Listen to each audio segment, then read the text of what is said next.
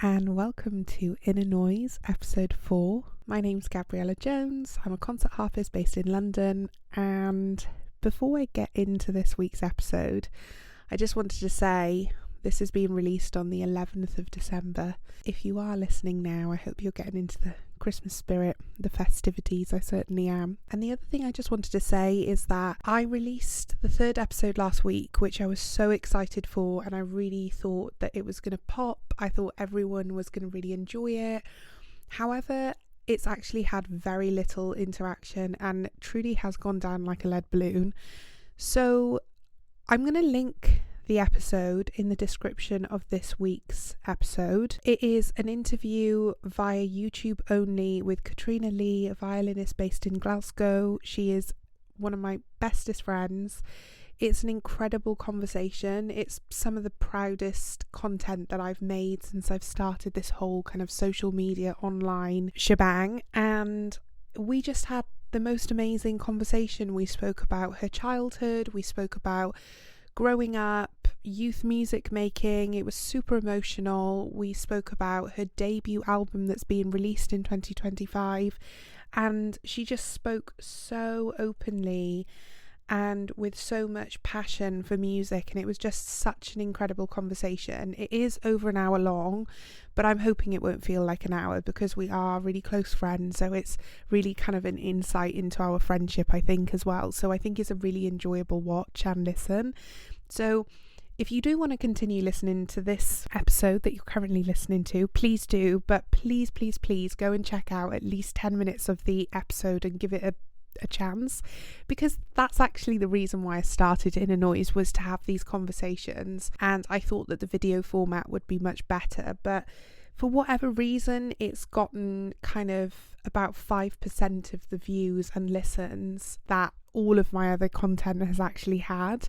So I have no idea why that is. Could be the algorithm, but I just wanted to give it a little shout out. So this week's episode, I'm kind of freestyling because I started off really wanting to talk about dress code because I was thinking about it. I did an amazing church event last week, carols at St. Church in Shoreditch, and I was wearing my leather trousers, all black leather trousers. I felt amazing. I hope I looked amazing. And yeah, I was kind of thinking about concert wear, how we show up, how I show up as a woman in the classical music world, when it would be appropriate to wear leather trousers and when it's appropriate to wear lots of different things, and how we kind of style ourselves. And then I actually just started kind of jotting down some notes for this episode, and I kind of started turning into a little bit more about appearance and presentation, and I put something out on Instagram, and actually I only got one reply from a male and the rest were from females. And I thought, wow, okay, this really feels like it's kind of taken a slightly different turn to what I thought. Yeah, I'm just going to go off of some notes that I've made, and this is truly going to be voice note format because, as I said, I'm freestyling now because any kind of structure I did have is kind of out the window as I've started to really think about this topic more. I'm going to be using some examples that people have sent me, but they are anonymous, and I'm not going to reveal what instruments they play, etc., just in case people put the pieces together and they're not comfortable with that. As a prerequisite, especially for this episode, I just want to say that this is just kind of personal opinion. It's very chatty, maybe food for thought. It's not gospel, and I wouldn't judge anybody for not agreeing with me or actually deeply disagreeing with me. That's totally fine. And I'm actually very open and welcoming messages at Inner Noise Pod if you want to highlight something that I've said or kind of give your narrative on it.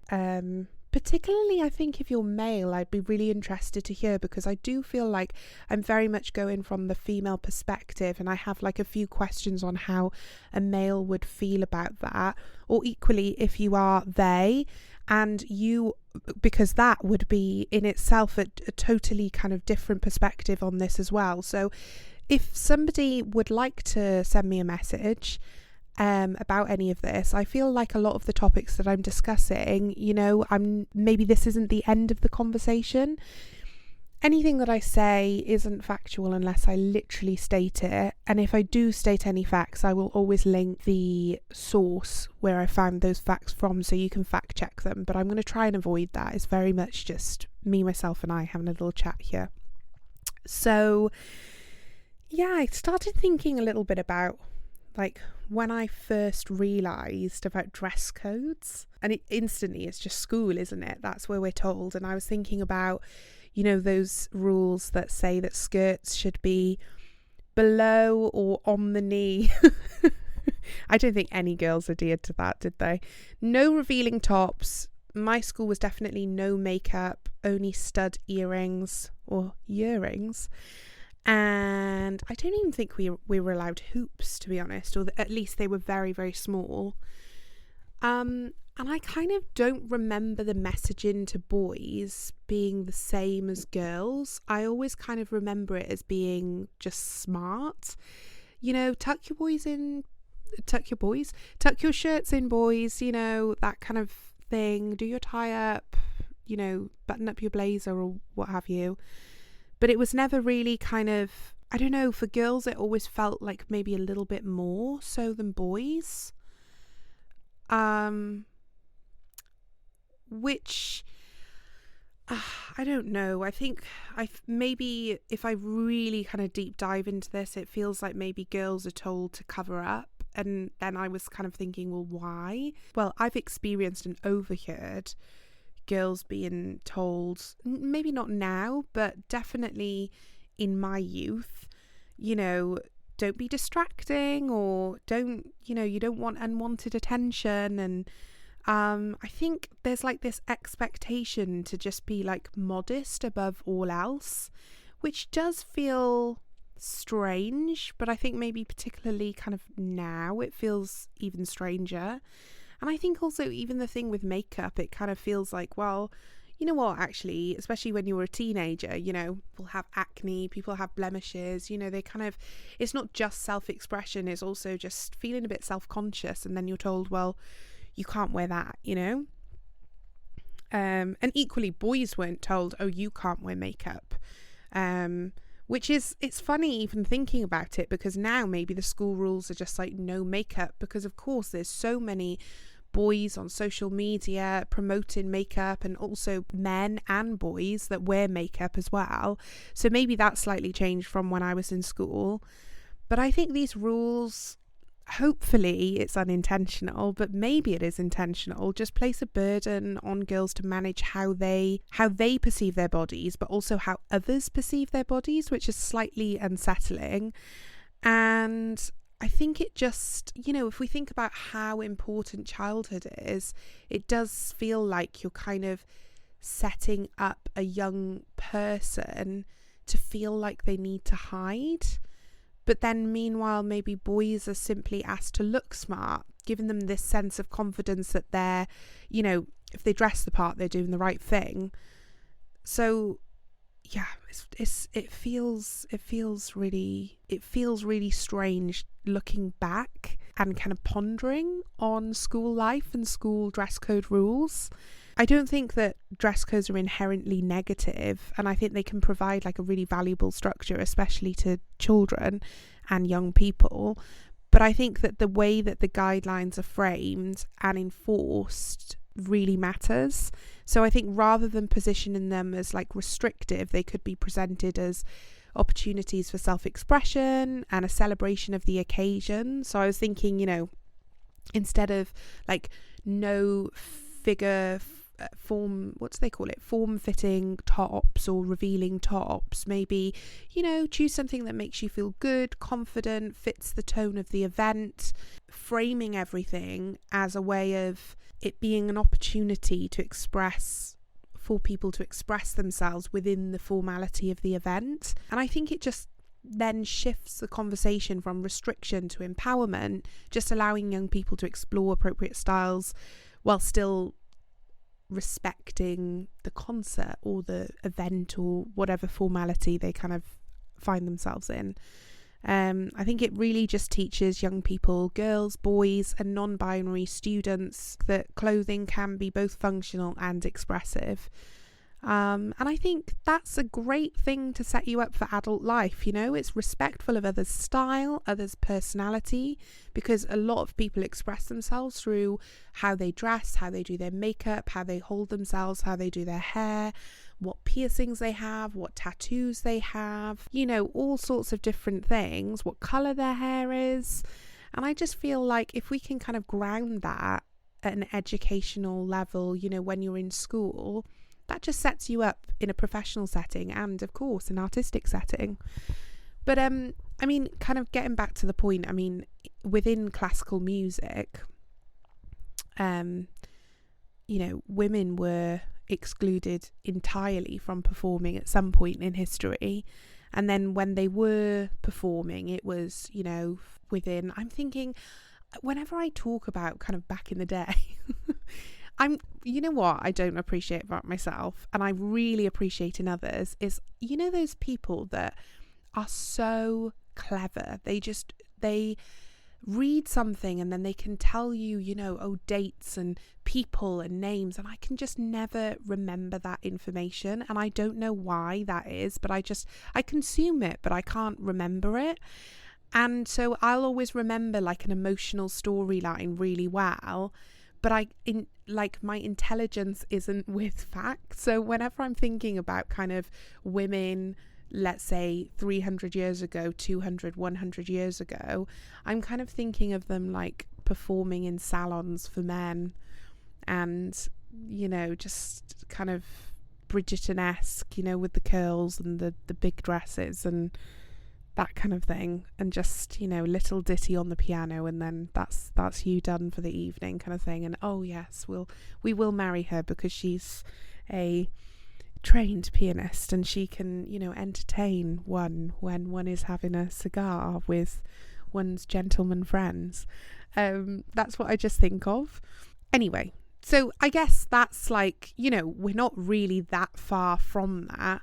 And I think obviously things have moved on. And also I was thinking about it, in different parts of the country, in London, we're such a diverse, multicultural, amazing city with so many different people of so many beliefs, so many genders.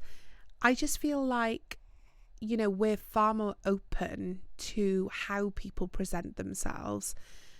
But there's still work to be done, right? We're still progressing and moving forward. So I was doing a little bit of research when I was having a look at this, because again, I was intending on talking about dress code in classical music, but I kind of went into something else. But you know what? I found this really lovely article that somebody from The Guardian had written. They were interviewing Marin Alsop, and she said, "Confidence is an issue for young people today. But I do find that the challenges for women seem to be projecting strength unapologetically. Society interprets women's gestures very differently, so that if women are exuding an aura of extreme confidence, that can be deemed off-putting, whereas it's desirous for men." I'm reading that, and what I really appreciate about this podcast is that I kind of have started thinking a lot about myself while reading things and researching things.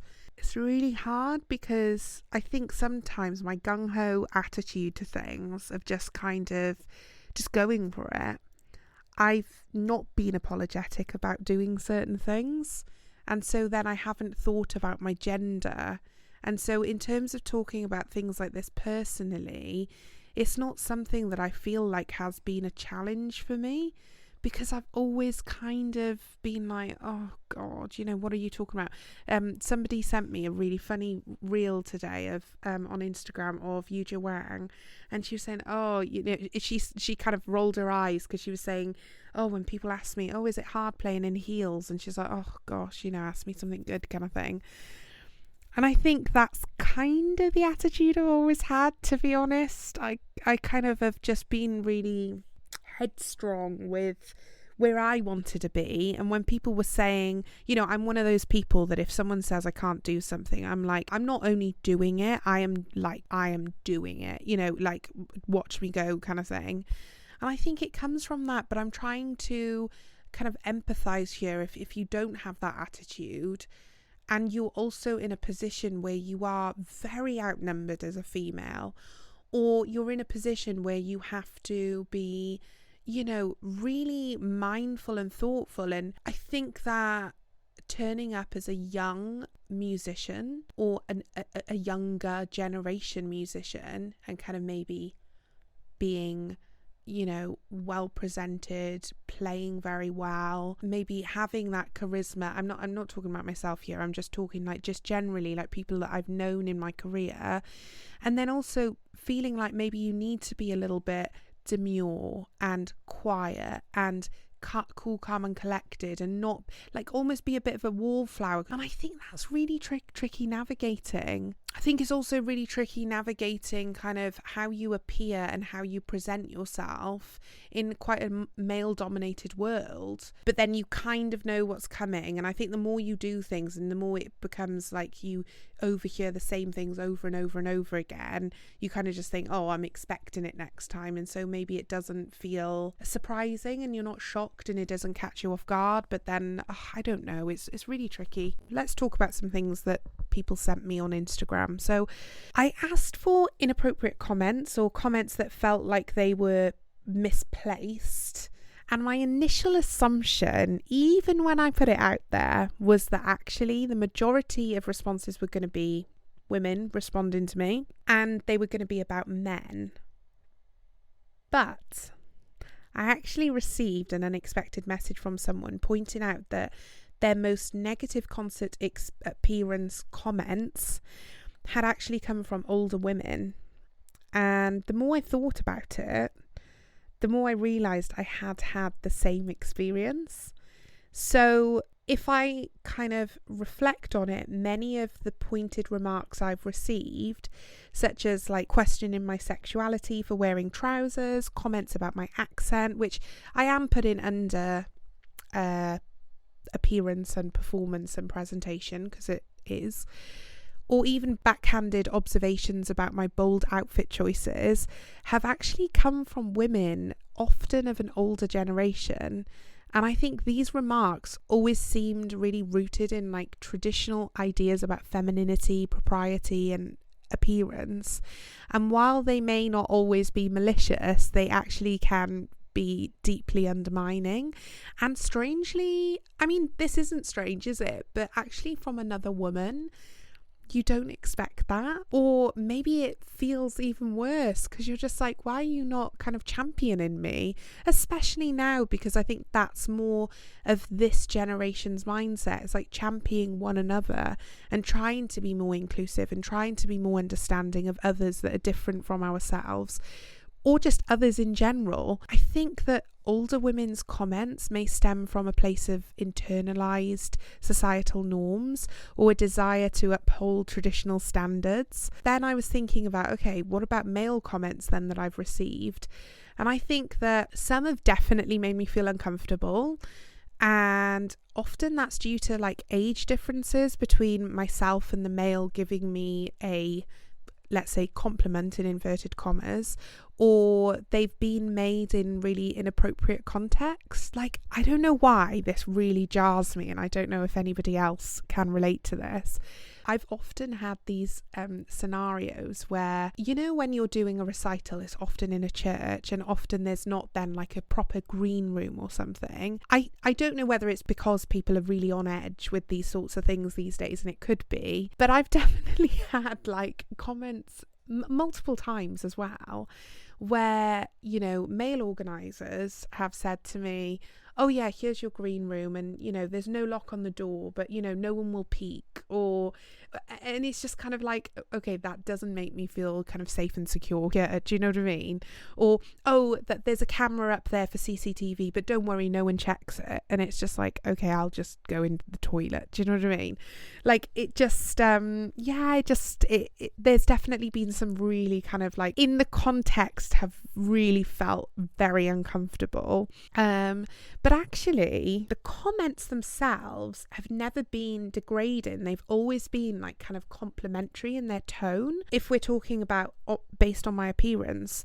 But I think there is another layer here. So, this is objectification. I definitely, I've experienced men asking me to wear specific things that they've seen on my website. For recitals, I've been asked to wear my hair down and curled, to wear red dresses, to wear heels.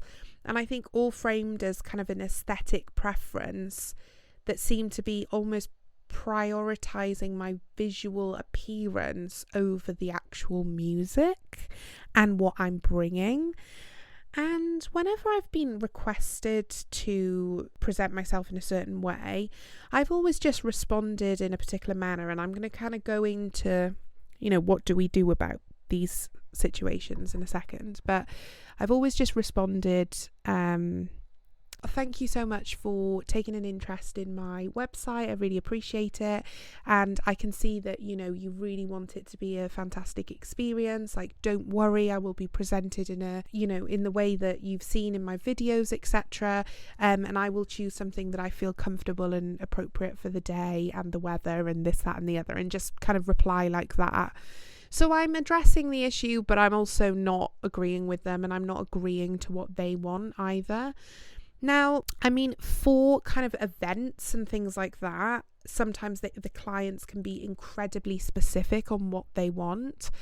And I think what we do need to kind of address here and talk about, because I do want to be balanced, and I think that's only fair, is that sometimes you're working within industries that don't have the diversity that we have in the classical music industry, or even the progressiveness. So, for example, if you're working for a fashion event, generally speaking, we have models of a particular body type, particular look, particular height, and they therefore may want musicians that kind of match that aesthetic.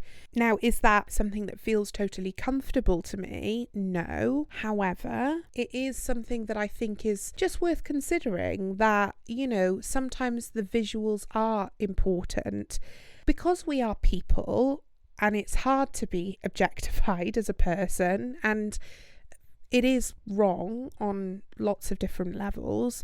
What we also need to appreciate is that it isn't just us that's being looked at in this way. It's also the canapes, it's the drinks, it's the flowers, it's the man who's hoovering the red carpet. It isn't just us. And so I think when people really take it super personally, it's a little bit damaging to oneself. And I think that it can really take you into a negative headspace. I think that it's sometimes important to just go, you know what? It wasn't meant to be, or I wasn't the right fit, and that's okay. It doesn't make you less, actually. It's just that you weren't what they wanted, and that's okay. Because there would be nothing worse, I think, than, I'm picturing myself playing for Victoria's Secret fashion show. It's not the right fit, but that's okay, because they are gorgeous women and they look phenomenal, and thus they should have a gorgeous, aesthetically fitting harpist to play for them who is phenomenal, and that's okay. I truly just, I don't feel any way towards it. What was I talking about? I was talking about objectification. I was talking about being a little bit balanced with this. I think the next thing I just wanted to say was, how do we deal with this? So I often see on social media people kind of sharing experiences and maybe creating reels or putting stories that kind of go a little bit viral about, things that have happened to them where people have spoken to them in a way that's been really inappropriate about what they're wearing, or, they've been objectified and they want to share that. But I do sometimes feel, I don't know if anybody else has felt this too, but slightly kind of frustrated or a little bit, sometimes, people, I get it, we have lots of ways of getting things out of our system, and sometimes for some people, I guess in a way like I'm doing here, it's like a platform to kind of get off your chest things that you maybe want to say, and so that's the way in which they do it. But I wonder about the context of it, and it's not that I'm questioning questioning the validity of what they're saying.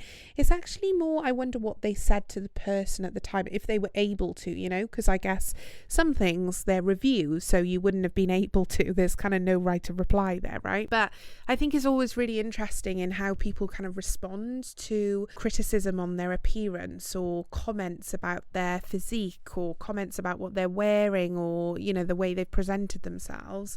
I think that I just want to point out here that there are lots of people that struggle with self-esteem and anxiety over like these issues, and obviously body image as well. And there's so many kind of major health implications that I don't think people really appreciate when they're stating these things. And I think especially the older generation, these comments, they might feel like something passing, but even if they're not intentional, the carelessness of them, they can like really cut someone deeply. So I am being really respectful of that, and I just want to take note and say that actually, if I was gonna kind of that aside, and I was gonna kind of say what I did and maybe just share that a little bit, I don't think it's every gig that I do, of course, but I would say that a lot, like it would be over 50%, there would be someone saying something.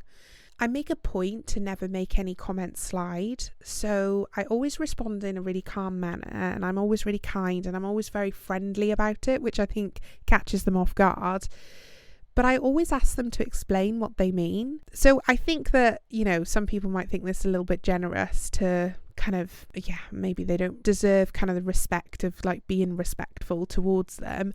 But I've actually found that this method really kind of exposes the baselessness of their comment. They're not able to then articulate reasoning behind things. They usually falter, and then in the end they just look a little bit silly. Sometimes obviously they leave the conversation disgruntled, but I think the act of just challenging their words sends a strong message that kind of behaviour won't be silently tolerated.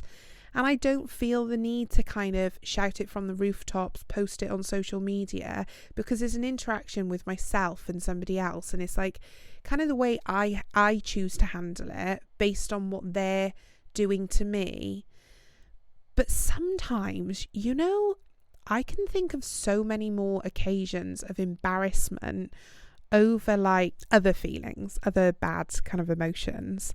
And I think sometimes if you feel a little bit embarrassed, like you might think twice about even just approaching somebody again to say something, if that makes sense. So I do think that in these situations, remaining vocal is really essential. I think silence can often be misinterpreted as agreement or acceptance. And I think it just allows, harmful behaviours to really continue, and also these horrible attitudes to just persist if they're unchallenged.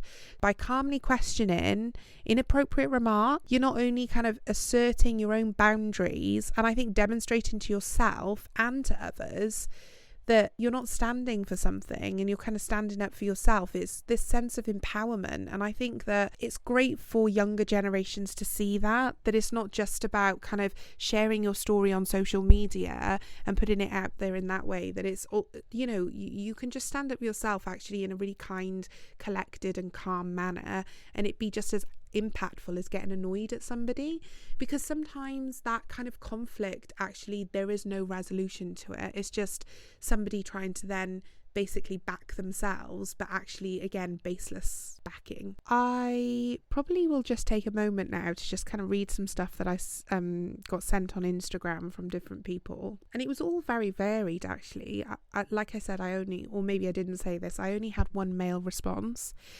A few people replied saying, the usual, asking why I'm not like wearing a shirt or a dress. And I was just like, what are you wearing then? Sorry, I mean, come on, like that's not inappropriate. That's like asking you why you're not dressed for the kind of occasion, right? That's someone saying like you're not dressed smart enough.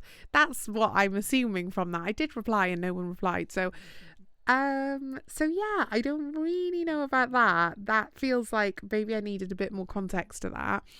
But I'm just going to take a moment to read those things out. Okay, so someone said that they were told they should take their piercings out. Definitely don't. You do you. Someone asked about, someone said, I can fill you in for a few hours. How many examples do you want? Someone said that a male adjudicator had said, why are harpists also beautiful? And that was to their pupils. Someone also said, oh gosh, this was one that actually kind of triggered this one was one that triggered the next point that I wanted to make, actually. So I had a response from somebody who was telling me that they wore this dress to a competition, and one of the male jury members had said, this dress is so beautiful, like, wow, oh, the colour, and it had really kind of gone on and on and on about this dress, and she was saying that the dress was, I don't think she it must have been appropriate, knowing the person that told me also, I imagine she looked amazing. But she was saying that it was kind of, there was a split in the dress. What she was saying was, I can understand it, and now I can't describe it very well, but it was kind of down at the bottom. So you wouldn't have been able to see like her whole leg or anything. It was kind of in the centre of the dress. And she said that he'd kind of made comment to that, or kind of the shape of the dress and everything. And she was like, oh, I never wore that dress again. And then we were talking, we were sending voice messages to one another. Yeah, so she'd often get compliments after recitals where they would say, first and foremost, you're really pretty, you're really beautiful to watch, and these things. And after you've played a recital, you don't want to just hear that. You want to hear that people really enjoyed it and were really engaged with what you were doing. And I get that. And I said to her, but I really, you are gorgeous. And I think it is really important that we don't get to the point, I wasn't saying this to her, but I'm kind of adding this in now, is that it's really important that we don't get to the point where we're not complimenting one another, and we're not saying like, you're a fantastic artist, I really loved this about you, and you looked incredible, because it is important. We are entertainers. We are there to present, to put on a show, to be ourselves. And yeah, and I didn't say this to her, but I said, listen, you are beautiful and you are really pretty, and those things are true. And of course I said to her, I appreciate at the end of the recital you don't want to hear these things. And then she said, yeah, but what is that? And I think what she was saying was, she was kind of rejecting the what is kind of a societal beauty kind of thing.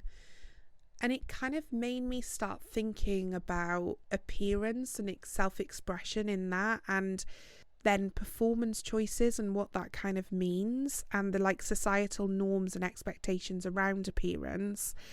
And I think something that I've done, because again, I'm voice noting here, I'm talking very personally, is that just not to fixate on them, because I think that just fixating on things can become really limiting. I'm not saying we reject them and say that they're not there. I'm saying we acknowledge it, but it shouldn't be the focus. I think I'm going very, very spiritual here and holistic, but I think it's really important to, Katrina said this actually in the previous episode, is meet yourself where you are. And I think it's really important to show up for yourself always. I get that things are limiting and things can be really difficult, but sometimes if you know yourself and you know what you want and you're confident and you have these honest conversations with yourself, you can navigate so many difficulties. I think I personally make a point to dress well for myself. So it just means finding clothing and concert clothes that make me feel comfortable,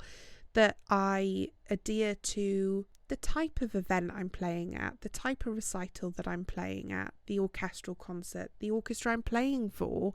And it just means that I'm choosing what I'm wearing and how I'm presenting, so that I'm truly playing and being the best version of myself. I think it's about aligning with my artistry, my brand, and my sense of self, not tailoring my presentation to fit the expectations of others or what they may have of me. So I guess it's not about rebelling for rebellion's sake, nor is it about conforming. It's about cultivating this kind of deep self-awareness and showing up wholly as I am. Think unashamed, intentional, and definitely grounded.